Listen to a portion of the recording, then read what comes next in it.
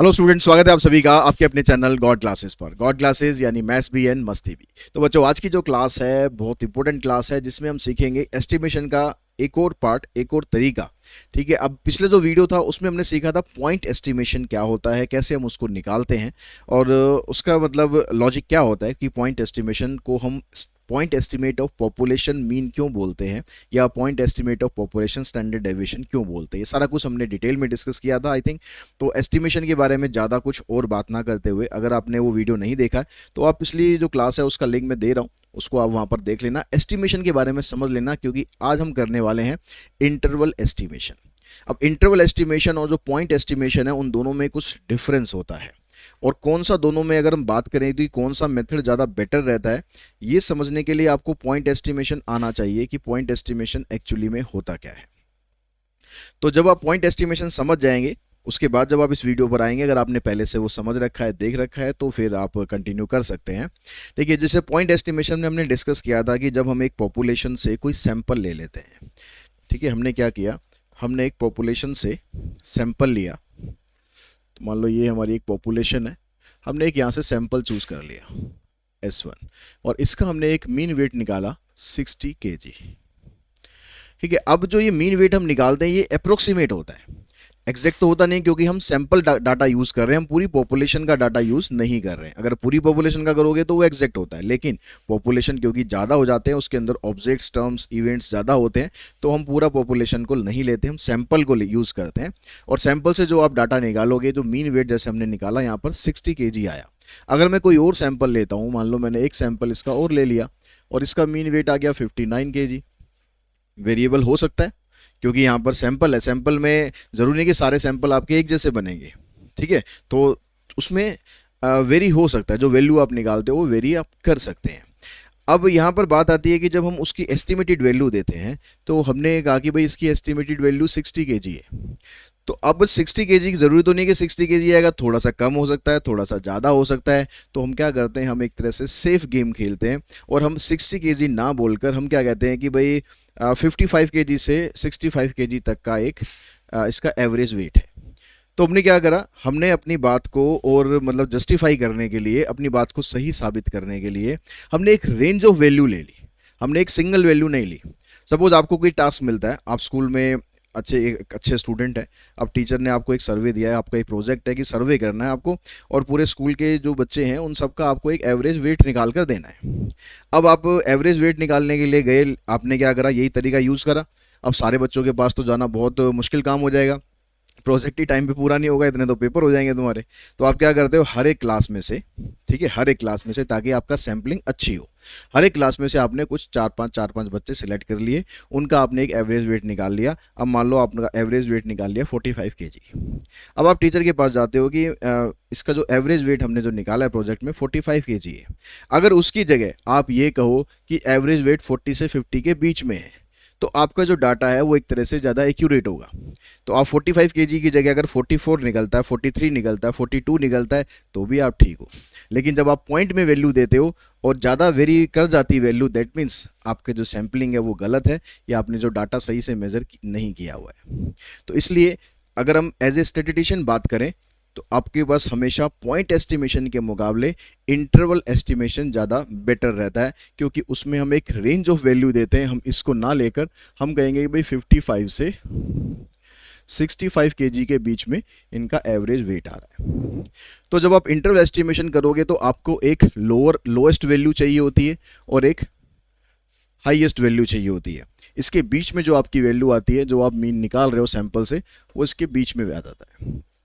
तो हम क्या करेंगे, यहाँ पर ऐसी एक लोएस्ट और हाईएस्ट वैल्यू निकालेंगे और एक इंटरवल बनाना सीखेंगे कि कैसे हम इंटरवल बनाते हैं।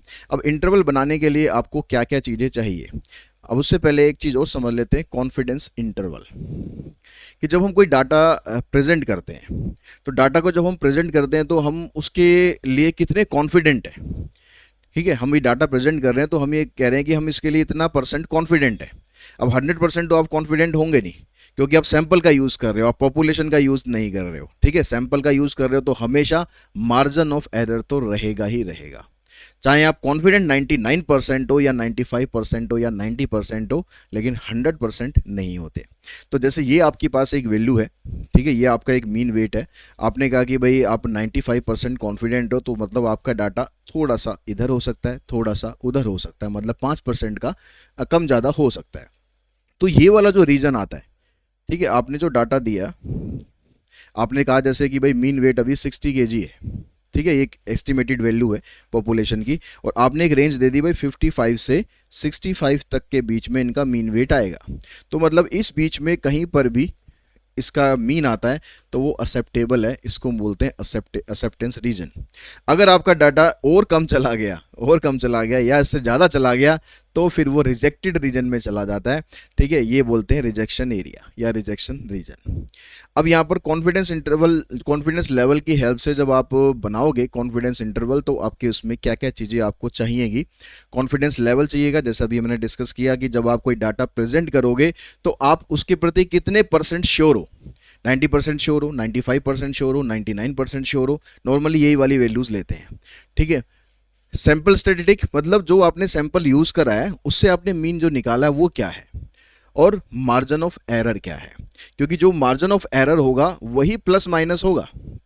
जो आपने सैंपल मीन यूज किया, उन सैंपल मीन के अंदर जब आप मार्जिन ऑफ एरर माइनस करोगे तो लोअर लिमिट आ जाएगी, मार्जिन ऑफ एरर प्लस करोगे तो आपके पास अपर लिमिट आ जाएगी, ठीक है। ये जो मार्जिन ऑफ एरर है इसको अगर मैं ई से डिनोट कर लेता हूँ, ये आपके पास सैंपल मीन आ गया। इस सैंपल मीन के अंदर अगर मैं माइनस करूँगा तो लोअर लिमिट आ जाएगी, अपर लिमिट निकालने के लिए सैंपल मीन में मार्जिन ऑफ एरर प्लस करेंगे। अब ये मार्जिन ऑफ एरर का फार्मूला क्या होता है वो आगे जाके डिस्कस करते हैं अभी, ठीक है। ये तीनों चीज़ें आपको आई थिंक समझ में आ गई। कॉन्फिडेंस लेवल कि हम कितना परसेंट श्योर हैं, और उसके अलावा सैंपल स्टैटिस्टिक मतलब सैंपल का यूज़ करके जो भी आप उससे डाटा निकाल रहे हो, और मार्जिन ऑफ एरर उसके अंदर मार्जिन ऑफ एरर कितना है, कितने गलती होने के चांसेस हैं, ठीक है। अब कॉन्फिडेंस लेवल का मतलब एक तरह से यही हो गया कि जैसे फॉर एक एग्जांपल यहाँ पर लिखा हुआ है कि अक्सर आप देखते हो कि इलेक्शन के अंदर सर्वेज होते हैं। अब सर्वे में जो एग्जिट पोल आते हैं, अब एग्जिट पोल में जो वो देते हैं तो ज़रूरी थोड़ा ना कि वो ठीक ही हो, कभी कभी एग्जिट पोल के बिल्कुल उल्टा हो जाता है, क्योंकि सैम्पलिंग हो सकता है गलत कर रखी हो। तो एग्जिट पोल में मान लो किसी कहा कि भाई एक जो कैंडिडेट है, ये पार्टी ए का कैंडिडेट है, इसको 30% वोट मिलेंगे और हम 95% श्योर हैं, तो इसका मतलब 5% उसको वोट कम मिल सकते हैं या 5% वोट उसको ज़्यादा मिल सकते हैं। यही बस उसमें कॉन्फिडेंस लेवल का काम यही होता है। अब मार्जिन ऑफ एरर निकालने के लिए आपके पास जो फार्मूला होता है, ये मार्जिन ऑफ एरर का फार्मूला है, ठीक है, Z alpha by 2 into standard deviation divided by root N, ठीक है। अब ये जेड अल्फा बाई 2 की जो वैल्यू है आपको मिलेगी, जेड वैल्यू जो मिलेगी उसके लिए टेबल होती है, एक जेड टेबल होती है, इस जेड टेबल से आपको यहाँ पर वैल्यू मिलेगी, ठीक है। अगर 90% श्योर होते हैं तो इसका मतलब तो जेड अल्फा बाई 2 की वैल्यू होगी 1.645, अगर 95% श्योर है तो 1.960, अगर 99% श्योर है तो 2.576। तो आपको ये वैल्यू टेबल से यूज़ करनी है, और ये कॉन्फिडेंस लेवल आपको क्वेश्चन में दे रखा होगा या फिर हमें निकालना होगा, वो देखेंगे क्वेश्चन अलग अलग टाइप के आएंगे। लेकिन अगर दे भी रखा होगा तो फिर आपको मतलब अगर कॉन्फिडेंस लेवल दे रखा होगा तो साथ में ये वैल्यूज़ आपको उसमें क्वेश्चन के अंदर दे ही रखी होगी, ठीक है। अब ये जैसे मैंने बताया कि आप निकालोगे कैसे, सैंपल मीन में margin of error plus minus करोगे, उससे आपके पास लोअर लिमिट और अपर लिमिट आ जाएगी। तो इस तरीके से हम कॉन्फिडेंस इंटरवल को बनाते हैं। अब कुछ प्रैक्टिकल क्वेश्चन कर लेते हैं ताकि आपको और समझ में आ जाए कि कैसे आपको इंटरवल एस्टिमेशन करना है। यह कहता है कि simple random sample of 50 item from A population with population standard deviation is 6 resulted in a sample mean of 32। तो आपको क्या क्या दे दिया इसने, 50 आइटम है मतलब n की वैल्यू 50 है, स्टैंडर्ड डेविएशन ऑफ पॉपुलेशन 6 है, सैंपल मीन 32 है, और फर्स्ट पार्ट में कहता है कि 90% कॉन्फिडेंस लेवल है, ठीक है, कॉन्फिडेंस लेवल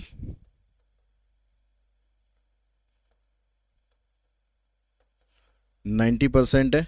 तो इसका मतलब जो z अल्फा बाई 2 होगा इसकी वैल्यू क्या मिलेगी हमें, जो हमने टेबल में पीछे देखा कि 90% पर वैल्यू होती है 1.645, तो ये वैल्यू आपको यूज़ करनी है। अब सबसे पहला काम है आपका मार्जिन ऑफ एरर निकालना। तो इसका फार्मूला क्या हो गया, z alpha by 2 standard deviation divided by root n। तो जेड अल्फ़ा बाई टू की वैल्यू है 1.645, स्टैंडर्ड डेविएशन 6, यहाँ पर आ जाएगा √50। तो इसको आप इससे मल्टीप्लाई कर लेंगे, 6 5 ज़ा 30, 6 4 ज़ा 24 और 3 27, 6 6 36 और 2 38 और 6 और 3 9। ठीक है, 50 का स्क्वायर रूट आप निकालेंगे तो 50 का स्क्वायर रूट है 7.07, और इसको आप सॉल्व करेंगे तो ये वैल्यू आ रही है आपके पास 1.396। ठीक है, अप्रोक्सीमेटली 1.40 आप कह सकते हो। तो ये आपके पास आ गया मार्जिन ऑफ एरर। अब आपको जो कॉन्फिडेंस इंटरवल बनाना है तो उसके लिए क्या बताया था, पॉपुलेशन का कॉन्फिडेंस इंटरवल बनाना है तो सैंपल मीन के अंदर आपको margin of error plus minus करना है। तो एक बार हम प्लस कर लेते हैं, एक बार माइनस कर देते हैं।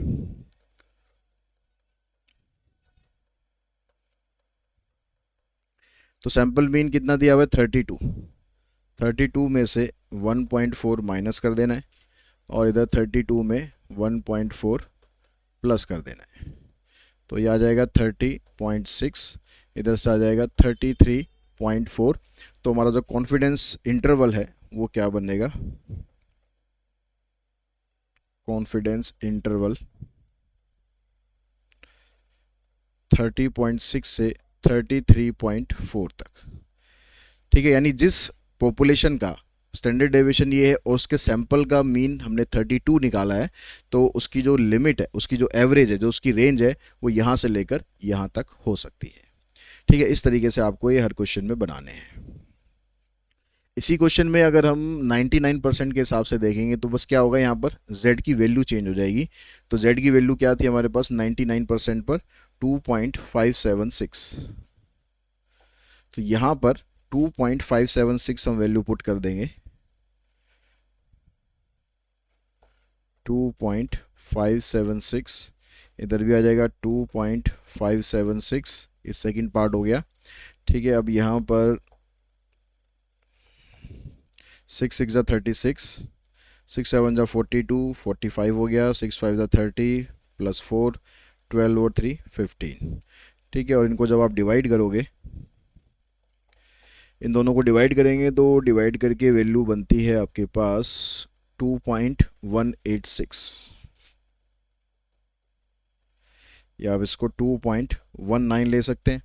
अब ये जो 2.19 है यहाँ पर आपको माइनस करना है, यहाँ पर आपको प्लस करना है। 2.19, 2.19, 10 - 9 1, 10 - 1 9 और 11 - 2, यह आ जाएगा 29.91 से 34.19 तक।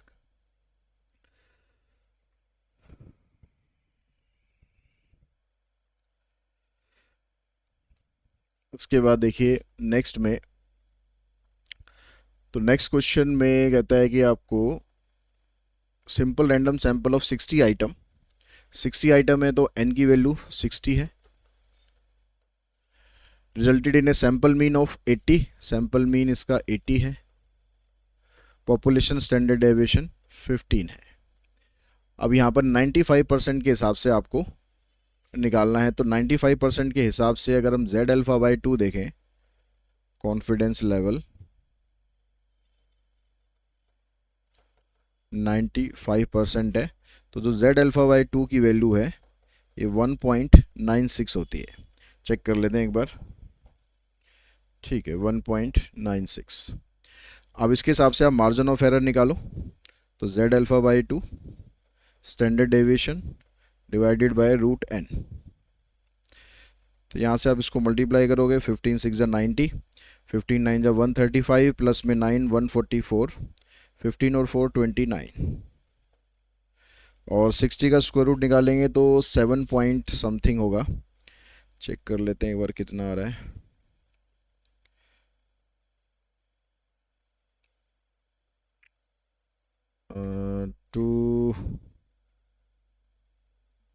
3.87। तो यहाँ पर दूसरे तरीके से किया हुआ है, चलो 60 का स्क्वायर रूट हम निकाल लेते हैं यहाँ पर एक बार अभी। तो 7749,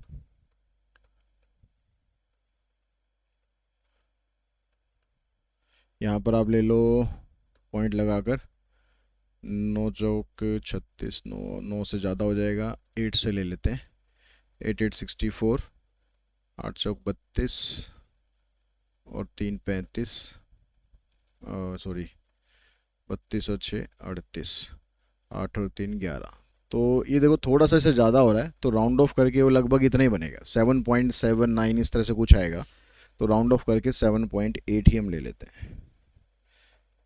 और इसको 29.4 को, इसको मैं 29.4 ही ले लेता हूँ खाली। ये 7.8 हो गया, इससे इसको कैंसिल करेंगे तो 294 को 78 से कर देना आपको डिवाइड। 3 से जाएगा, 3 8 24, 3 7 21 और 2 23।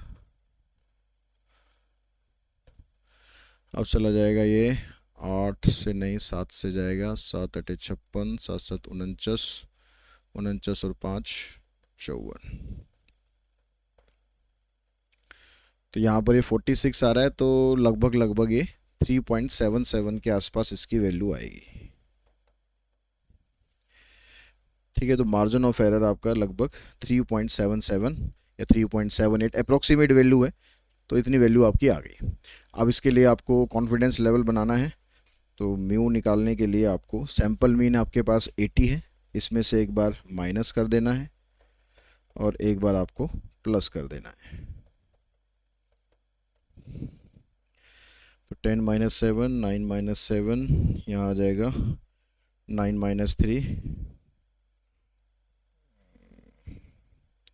76.23, इधर आ जाएगा 83.77। तो कॉन्फिडेंस लेवल बन गया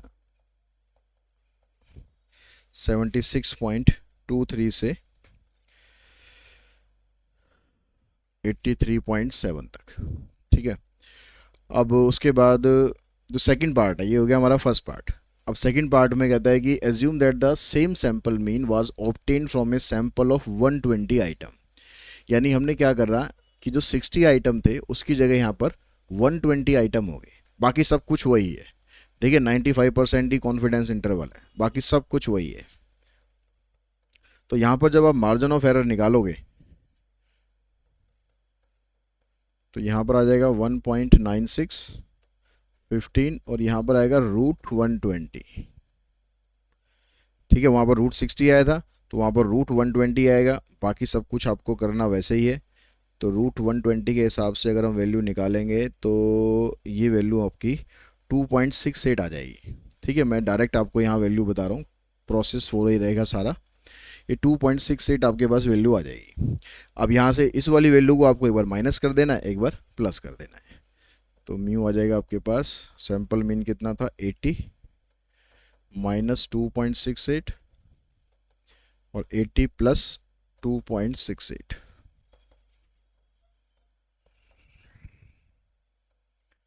और यहाँ पर आ जाएगा, तो कॉन्फिडेंस इंटरवल बन गया 77.32 से 82.68 तक। तो आई थिंक ये आपको इंटरवल एस्टिमेशन करना आ गया कि किस तरह से आपको इंटरवल एस्टिमेशन करना है। तो ये नेक्स्ट क्वेश्चन है, इस क्वेश्चन को आप खुद ट्राई कर सकते हैं। इसका जो आंसर है बिल्कुल सेम तरीका रहेगा। इसका आंसर मैं आपको बता देता हूँ। जो फर्स्ट पार्ट है इसका आंसर रहेगा 171.71, ये लोअर लिमिट आ जाएगी और अपर लिमिट आ जाएगी 178.29। ठीक है, अगर 90% कॉन्फिडेंस इंटरवल के हिसाब से देखेंगे, 95 के हिसाब से अगर आप निकालेंगे तो उसकी वैल्यू आएगी 171.08 और 178.92। ठीक है, इसके हिसाब से आप ये चेक करेंगे वैल्यू। और उसके बाद एवरेज हाइट आपको दे रखी है और पॉपुलेशन स्टैंडर्ड डेविएशन दे रखा है। एक चीज़ इसमें मिस लग रही है मुझे, average height of a random sample of 400 adult male of A city is 175। Average जो दे रखी है यहाँ पर 175, यानी सैंपल मीन आपको ये दिया हुआ है। ठीक है, बाकी स्टैंडर्ड डेविएशन ये दे रखा है। अभी क्वेश्चन आप कंप्लीट है, अब इसको आप करोगे, फर्स्ट पार्ट का आंसर ये आएगा, सेकंड पार्ट का आंसर ये आना चाहिए। अगर नहीं आता है तो कमेंट बॉक्स में मुझे बताना कि कहाँ आपको दिक्कत आ रही है। उसके बाद देखो नेक्स्ट क्वेश्चन में क्या कहता है, monthly sale of a plywood shop are normally distributed with a standard deviation of ₹900। तो ये आ गया आपके पास स्टैंडर्ड डेविएशन।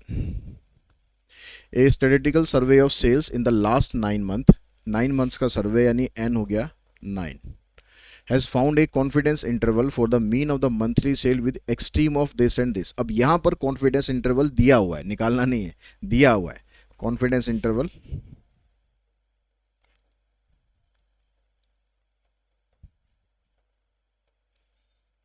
कितना है, 4663 और 5839। तो ये डाटा दिया हुआ है। अब क्या कहता है कि what were the average sales, मतलब मीन आपको निकालना है यहाँ पर, and what is the confidence level, confidence level भी निकालना है। दो चीज़ आपको निकालनी है। तो जब कॉन्फिडेंस इंटरवल जब आपको दिया हुआ है तो इसका मतलब हुआ कि जो लोअर लिमिट होती है, लोअर लिमिट हम कैसे निकालते हैं, सैंपल मीन के अंदर मार्जिन ऑफ एरर माइनस करते हैं। सैंपल मीन के अंदर मार्जिन ऑफ एरर माइनस करेंगे तो आपके पास लोअर वाली लिमिट आ जाएगी। सैंपल मीन के अंदर जब आप मार्जिन ऑफ एरर प्लस करेंगे तो आपके पास अपर लिमिट आ जाएगी। ऐसे ही होता है, ऐसे निकालते आ रहे हैं ना। सैंपल मीन में अगर आप मार्जिन ऑफ एरर माइनस करते हो तो लोअर लिमिट आती है और प्लस करते हैं तो अपर लिमिट आ जाती है। तो ये दो हमने इक्वेशन बना दी। अब इन दोनों को इक्वेशन को सॉल्व कर दो एलिमिनेशन मेथड से, तो ये हो जाएगा कैंसिल। यहाँ आ जाएगा 2 टाइम्स ऑफ सैंपल मीन, यहाँ पर इनको ऐड करो, 9 और 3 12, 6 3 9 10, 8 से 14 15, 4 5 9 और 1 10। तो सैंपल मीन निकालेंगे, 2 से आप इसको डिवाइड कर देंगे तो ये आ जाएगा 5251। तो ये तो आ गया आपके पास फर्स्ट पार्ट। ठीक है, अब सेकंड पार्ट की बात करते हैं। सेकंड में कहता है कॉन्फिडेंस लेवल। कॉन्फिडेंस लेवल का जो यूज़ करते हैं हम Z∝/2 के हिसाब से निकालेंगे, तो उसका यूज़ करते हैं हम मार्जिन ऑफ एरर के फार्मूले में।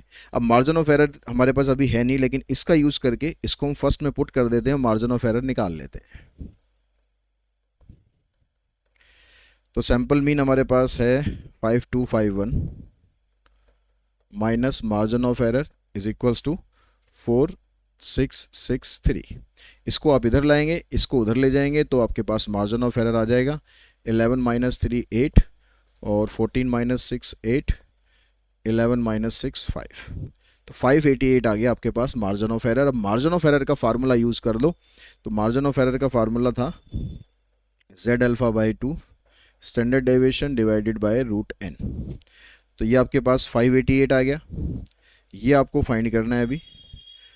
स्टैंडर्ड डेविएशन है 900 और n आपको दे दिया इसने, n दे दिया 9। तो 9 का स्क्वायर रूट करेंगे, आ जाएगा 3।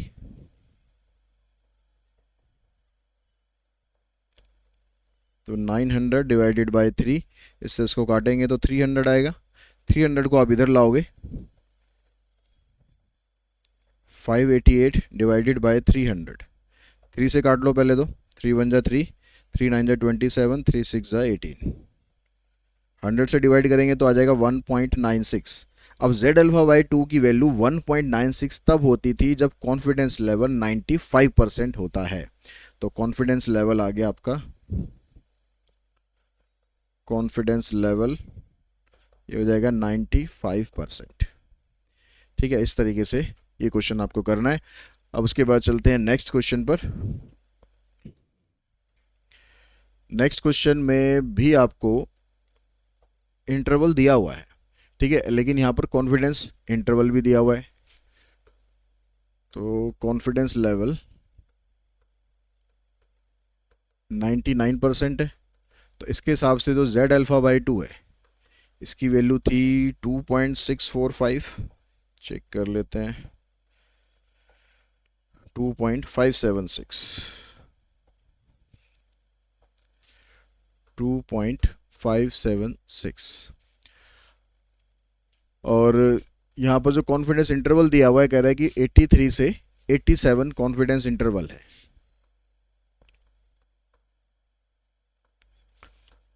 Confidence interval 83 to 87. If population standard deviation is 8, population standard deviation 8 है, सैंपल साइज आपसे पूछ रहा है, ये निकालना है। तब ये निकालने के लिए आपको सबसे पहले तो कॉन्फिडेंस इंटरवल का यूज़ करते हैं इसके अंदर, लेकिन आपके पास सैंपल मीन नहीं है, मार्जिन ऑफ एरर नहीं है, दोनों हमारे चलो निकल जाएंगे इसी से ही। सैंपल मीन और what sample size was use in this study, sample size पूछ रहा है। सैंपल साइज का मतलब है ये नहीं पूछ रहा, एन पूछ रहा है, लेकिन इसको निकालने के लिए हमें वो निकालना पड़ेगा। तो इसमें से अगर आप मार्जिन ऑफ एरर माइनस करते हैं तो लोअर लिमिट बनेगी, जैसे पिछले क्वेश्चन में किया था, और इससे अपर लिमिट बनेगी। जब भी कॉन्फिडेंस इंटरवल आपको दे दिया जाए, ठीक है, क्वेश्चन में जब भी कॉन्फिडेंस इंटरवल आपको दे दे तो ये तो इक्वेशन तो बनी बनेगी, और यहाँ से दोनों चीज़ आपके पास निकल जाएंगी, ये कैंसिल, 7 3 10, 8 8 16 और 1 17, ये आ जाएगा 85। अब इसको आप पुट कर दो फर्स्ट में,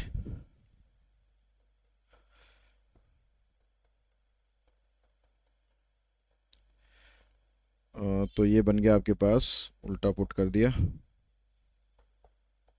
85 यहाँ पर पुट करना है, माइनस मार्जिन ऑफ एरर, तो मार्जिन ऑफ एरर आ जाएगा आपके पास 2। अब मार्जिन ऑफ एरर का फार्मूला यूज़ करते हैं,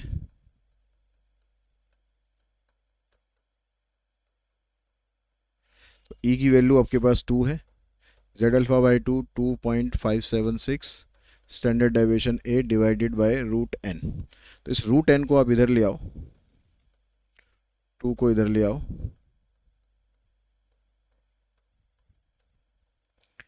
इसको मल्टीप्लाई करते हैं तो ये आ जाएगा आपके पास 4 6 जा 24, 4 7 जा 28, 28 और 2 30 हो गया, 4 5 जा 20 और 3, 4 2 जा 8 और 2 10, तो ये आएगा 10.304। अब ये जो वैल्यू आई है ये तो आई है रूट एन की, हमें तो निकालनी है एन की वैल्यू, तो हमें करना है इसका स्क्वायर। तो अगर आप इसका स्क्वायर करते हैं तो आपके पास जो वैल्यू है लगभग लगभग कितनी आ जाएगी, एन का अगर हम स्क्वायर करते हैं तो आ जाएगा 106.17 स्क्वायर करने पर। अब क्योंकि हमें एन निकालना है, सैंपल साइज निकालना है, तो वो डेसिमल में होगा नहीं, तो इसको राउंड ऑफ करेंगे, तो राउंड ऑफ करके भी वैल्यू आपके पास आ जाएगी 106, ये आपका आंसर आ जाएगा। तो जो भी इसमें डिफरेंट डिफरेंट वैरायटी के क्वेश्चंस थे वो सारे मैंने आपको यहाँ पर करा दिए हैं कि आपको इंटरवल एस्टिमेशन अगर दे रखा होगा तो क्या क्या निकाल सकते हो, और इंटरवल एस्टिमेशन अगर निकालना हो तो फिर हम कैसे उसको निकाल सकते हैं। तो आज की इस क्लास में इतना ही करते हैं, जल्दी मिलते हैं इसके नेक्स्ट वीडियो में। Thanks to all of you.